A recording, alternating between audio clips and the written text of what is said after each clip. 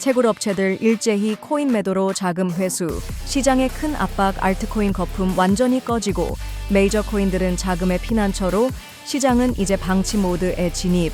5월 이후 트럼프는 파월을 해임할 권한을 가진 연준 수장 교체는 생존이 걸린 게임으로 변모. 비트코인 5주째 횡보, 마치 은퇴 생활 같아 ETF 자금 대거 유출, 트레이더들은 현타 오기 시작. 주지사가 나서도 막지 못한 미국의 철권 OKX 벌금으로 5억 달러 수업료 지불. 플랫폼 코인 없이도 치솟는 DPP, 도개 품패, 잠재력 강아지로 주목. 암호화폐로 세상을 다시 측정하고 24시간부의 비밀을 장악하여 함께 천천히 부자가 되어갑시다. 4월 17일 목요일 비트코인 TV 한국어 채널 마이클입니다. 우선 먼저 24시간 코인 시장 데이터 헤드라인을 살펴보겠습니다. 크립토쿠안트 데이터에 따르면 미국이 새로운 관세 정책을 발표한 이후 비트코인 가격은 누적 16.7% 하락했으며 최저점에서 26.7% 하락한 뒤 일부 반등했지만 여전히 대부분의 전통 자산보다 부진한 성과를 보이고 있습니다. 같은 기간 동안 금은 12.9% 상승했고 나스닥은 17.5% 하락했으며 비트코인은 그 사이에 위치해 일부 회복 조짐은 보이지만 아직 뚜렷한 안전자산 속성은 확보하지 못했습니다. 4월 16일 제롬 파월 미 연준 의장은 주요 정책 신호를 보내며 연준은 금리 경로를 계속 관망할 것이며 인플레이션 압력이 여전히 존재하고 관세는 핵심 PCE를 2.6%까지 끌어올릴 수 있다고 밝혔습니다. 또한 그는 암호화폐가 점점 주류로 나아가고 있으며 스테이블 코인은 법적 프레임워크를 구축해야 하고 은행 규제는 일정 부분 완화될 수도 있다고 언급했습니다. 기술적으로 보면 비트코인은 88,000에서 82,000달러 구간에 롱 포지션 청산 밀집 지역이 존재하며 반등 시 86,500달러 부근에 숏 압력을 주의 깊게 볼 필요가 있습니다. 현재 전략은 여전히 신중 모드이며 거시 정책의 명확화가 더 진행될 때까지 기다리는 것이 바람직합니다. 요즘 채굴자들의 상황이 썩 좋지 않습니다. The Minermark 데이터에 따르면 2025년 3월에 상장된 15개 채굴 기업이 동시에 대량 매도에 나서며 보유 중이던 신규 채굴 비트코인의 40% 이상을 팔아치웠습니다. 이는 2024년 10월 이후 최고 월간 매도 기록을 갈아치운 것입니다. 반감기 이후 모두가 코인을 모은다는 서사는 현실에 무너졌습니다. 왜 팔았을까요? 전기세 폭등, 장비 가격 상승, 시장 불안정 속에서 많은 채굴 기업들이 자금난에 시달리고 있어 매도는 불가피한 선택이 되었습니다. 실린스파크는 심지어 보유하고 있던 예비 자산까지 꺼내 팔았고 HIVE와 비트팜스는 채굴량보다도 더 많이 매도했습니다. 이와 동시에 비트코인 블록 수수료는 1.1%까지 떨어졌고 해시레이트 역시 바닥을 향하고 있어 채굴 업계 전체가 현금이 왕이다라는 생존 모드에 들어간 모양새입니다. 이 추세라면 채굴자들의 매도 압력은 아직 끝나지 않았으며 이는 비트코인 시장의 유동성에 상당한 시험이 될 수 있습니다. 온체인이 진짜로 썰렁합니다. 비트코인의 건당 거래 수수료는 1달러 아래로 떨어졌고 이더리움 전송 수수료도 0.168달러에 불과합니다. 밀크티 한 잔 값도 안 되는 가격으로 ITH 거래가 가능해진 것이죠. 이는 곧 온체인 활동이 줄어들고 있고 상호작용도 식고 있으며 전반적인 열기가 내려갔다는 것을 의미합니다. 자금은 주요 코인으로 쏠리고 있으며 알트코인 섹터는 여전히 버블 붕괴 상태에서 물속을 떠다니는 중입니다. 이제는 아무도 끌어올리지 않고 밀어주는 세력도 없으며 조용합니다. 시장은 마치 저온 절전 모드에 들어간 듯하며 참여도 낮고 수수료도 낮고 오직 리스크 회피 심리만으로 버티고 있는 상황입니다. 단기적으로는 역시 비트코인이 버텨낼 수 있는지에 달렸습니다. 반등이 안정적으로 자리 잡는다면 그때쯤 양질의 알트코인을 조용히 담는 전략도 고려할 만합니다. 다음 랠리에서 미리 자리 잡을 수 있겠죠. 좋아요와 팔로우를 부탁드립니다. 24시간 내 암호화폐, 블록체인, 마이닝 분야의 최신 동향을 정리해드립니다. 제롬 파월 연준 의장이 요즘 공영에 처했습니다. 백악관에서는 교체설이 흘러나오고 대법원에서는 한 방 더 날릴 수도 있다는 소문이 돌고 있습니다. 트럼프는 아예 가면도 벗고 항상 한 박자 늦는 인간이라며 SNS에서 대놓고 비난했습니다. 물론 그의 리더십 하에서 미국의 인플레이션이 어느 정도 완화된 건 사실이지만 트럼프는 그의 통화 정책에 오래전부터 불만이 있었습니다. 이번 무역전쟁의 재개로 인해 연준의 기존 긴축 노선도 더 이상 확실치 않게 되었습니다. 시장 참가자들은 지금 파월이 매파 기조를 끝까지 고수할지 아니면 금리를 내리며 백기를 들지를 주목하고 있습니다. He was like begging for us. He was fine. But you did talk about you talked about removing him once. I did because he was keeping the rates too high. And I was right. It's a practice never comment on anything the president says, but I think people can be confident that we'll continue to keep our heads down, do our work. 미국 재무장관 스콧 베센트는 최근 인터뷰에서 트럼프 대통령과 함께 차기 연준 의장 인선을 본격적으로 논의 중이며 가을에 공식 면접을 시작할 계획이라고 밝혔습니다. 또한 트럼프 정부는 대법원에 긴급 요청서를 제출해 대통령이 연준 등 독립 연방기관 고위 관료를 해임할 수 있는 권한을 인정해달라고 요구했습니다. 이는 1935년 제정된 연방준비법의 기존 판례에 정면으로 도전하는 것으로 해당 제약이 헌법 제2조가 대통령에게 부여한 행정권을 침해한다고 주장하고 있습니다. 대법원은 5월 중 특별 심리를 개최할 예정입니다. 아직 파월 의장의 임기는 2년이나 남았지만 재무장관 스콧 베센트의 한마디가 의장 교체설을 실시간 검색어로 끌어올렸습니다. 이번에는 단순한 입방아 수준이 아닙니다. 트럼프는 1935년의 판례를 정면으로 뒤집고 대통령이 마음에 안 들면 연준 의장도 갈아치울 수 있게 하려 합니다. 원래 연방준비법은 정당한 사유가 있어야 해임이 가능하다고 규정하고 있지만 트럼프 행정부는 이를 기분 나쁘면 교체 가능한 식으로 바꾸려 하고 있습니다.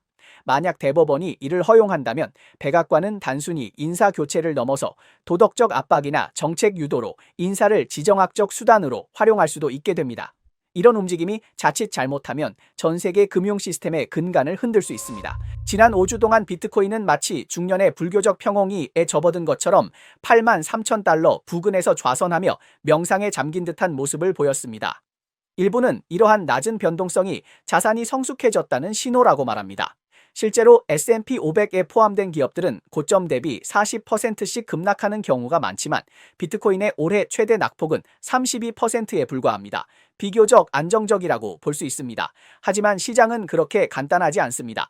특히 ETF 자금 측면에서는 4월 3일부터 10일까지 무려 8억 7,200만 달러가 유출되었으며 이로 인해 트레이더들은 차트를 보며 이마를 찌푸리고 있습니다. 과연 이것은 비트코인이 점점 더 성숙해지고 있다는 증거일까요? 아니면 점점 외면받고 있다는 신호일까요?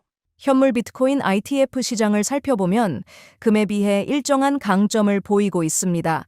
4월 14일 비트코인 ETF 거래량은 22억 4천만 달러로 30일 평균인 27억 5천만 달러보다는 낮았지만 시장의 열기가 식었다고 판단하기는 어렵습니다.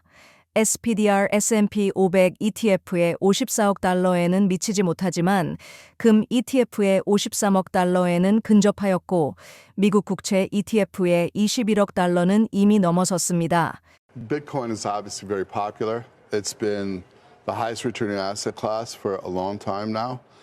But not everybody's been involved. There's a lot of people that are scared. The volatility is huge. And so this is a product that people We're risk managers. We've been doing that. It's in our DNA for the last 47 years. 비트코인 ETF를 금 ETF와 성급히 비교해서는 안 됩니다. 미국의 현물 비트코인 ETF는 2024년 최하 정식으로 출범한 이제 막 걸음마를 뗀 아이와 같습니다. 반면 금 ETF는 20년의 역사를 가진 베테랑으로 운용 자산이 1,370억 달러에 달합니다. 현재 비트코인 현물 ETF가 운용 중인 자산은 946억 달러로 이미 상당수의 유명 상장 기업 시가총액을 넘어섰습니다. 이는 충분히 인상적인 수치입니다. 지레이스케일의 GBTC 신탁까지 포함해도 비트코인 투자 상품의 역사는 불과 8년에 지나지 않습니다. 최근 자금 유입이 다소 주춤하다는 이유만으로 인기가 식었다고 판단할 필요는 없습니다. 이것은 사랑이 식은 것이 아니라 다음 상승장을 위한 에너지를 비축하는 과정입니다.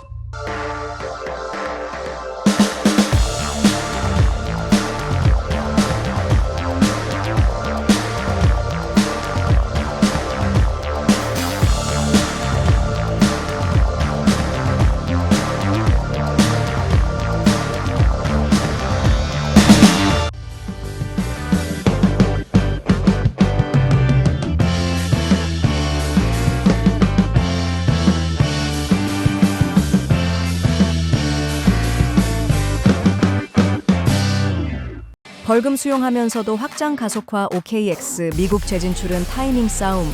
내 가격만 보지 말라. DPP 뒤엔 도지코인의 야망이 있다. OKX가 최근 곤란한 상황에 처했습니다. 자금 아이체 라이선스를 취득하지 않은 상태에서 미국 사용자들에게 직접 거래를 허용한 것이 문제가 되어 미국 법무부의 표적이 된 것입니다. 사태가 커지자 OKX는 재빨리 뉴욕주 전 주지사인 앤드루 쿠오모를 고문으로 영입하여 연방 차원의 규제 문제에 대응하고자 했습니다. 상황을 안정시키려 했지만 결국 잘못을 인정할 수밖에 없었습니다. 세이셸에 위치한 OKX 자회사는 미국의 자금 세탁 방지법을 위반한 여러 행위를 시인했습니다. 이 문제를 해결하기 위해 OKX는 8,400만 달러의 벌금을 납부하고 미국 사용자로부터 벌어들인 4억 2,100만 달러를 반환하기로 합의했습니다. 총 5억 500만 달러에 달하는 대가를 치른 셈입니다. 합의가 성사되자마자 OKX는 전문적인 컴플라이언스 팀을 구성하여 향후는 제대로 된 방식으로 사업을 운영하고 더 이상 규제 당국의 표적이 되지 않도록 노력하겠다고 밝혔습니다. 미국 법무부와의 합의를 마친 OKX는 미국 내 전략을 빠르게 전개하고 있습니다. 어제 OKX는 캘리포니아주 산호세에 지역 본부를 설립한다고 발표했으며 미국 사용자들을 위한 중앙화 거래소와 OKX 월렛을 출시한다고 밝혔습니다. 기존 OK코인 사용자들은 순차적으로 새 플랫폼으로 이전될 예정입니다. OKX는 단계적으로 서비스를 개방하여 올해 안에 미국 전역에서 서비스를 제공하는 것을 목표로 하고 있으며 KEC, 자금 세탁 방지, 리스크 관리, 거래 모니터링 등 포괄적인 컴플라이언스 체계를 이미 갖추었다고 강조했습니다. OKX continuously proves that they operate their business in the right way by committing to initiatives like Proof of Reserve. OKX의 회복력은 정말 대단합니다. 미국 정부와의 합의를 마친 직후 곧바로 미국 시장 재진입을 시작했으니 말이죠. 그 속도와 강도는 매우 인상적입니다. 단순히 사업을 재개하는 것에 그치지 않고 전 바클레이즈 은행 임원이었던 로샨 로버트를 미국 CEO로 영입하는 등 강한 의지를 보였습니다. 이번 행보는 다른 암호화폐 프로젝트에도 메시지를 던집니다. 규제가 확실히 까다롭고 벌금도 적지 않지만 바른 자세로 컴플라이언스를 준수한다면 시장은 언제든지 환영해줄 준비가 되어 있다는 겁니다. OKX의 복귀는 미국 사용자들에게 또 하나의 선택지를 제공하며 암호화폐 시장 전체에 활력을 불어넣었습니다. 어쩌면 미국의 암호화폐 생태계 성숙을 가속화하는 계기가 될 수도 있겠습니다. 실수는 인정하되 동시에 확장해 나가는 스마트한 전략이라 할 수 있죠. 코인판에서 도지코인은 처음에 유머와 귀여움으로 인기를 끌었습니다. 누구도 이 밈코인이 2021년에 시가총액이 급등하며 주류 코인 대열에 합류할 줄은 몰랐습니다. 그 뒤엔 일론 머스크의 지속적인 언급과 트윗이 있었고 그의 한마디에 시장이 요동치곤 했습니다. 말 그대로 코인판의 라이브 커머스 킹이었습니다. 하지만 도지 커뮤니티는 단순한 이모티콘, 마스코트로 머물고 싶지 않았습니다. 결제 기능을 추진하고 기능을 추가하며 실용적인 방향으로 발전해 왔습니다. 하지만 이건 시작에 불과했다. 모두의 시선을 사로잡은 건 카디널스 프로토콜의 등장입니다. 이 새로운 도구는 도지코인에 완전히 새로운 가능성을 열어줬고 그동안 억눌려 있던 커뮤니티의 창작력이 마침내 분출되기 시작했습니다. 이제 도지코인은 단순히 웃음을 주는 코인이 아니라 본격적으로 생태계 구축에 나서고 있습니다. 도게팜프는 카디널스 프로토콜을 기반으로 한 토큰 발행 플랫폼으로 원클릭 발행을 내세우며 간단한 조작과 저렴한 비용으로 주목받고 있습니다.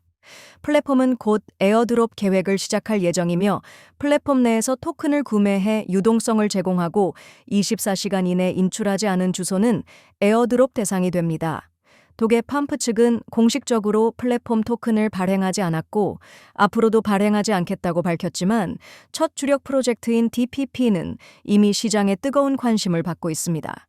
현재 DPP는 도게펌프 플랫폼에서 가장 주목받는 프로젝트입니다.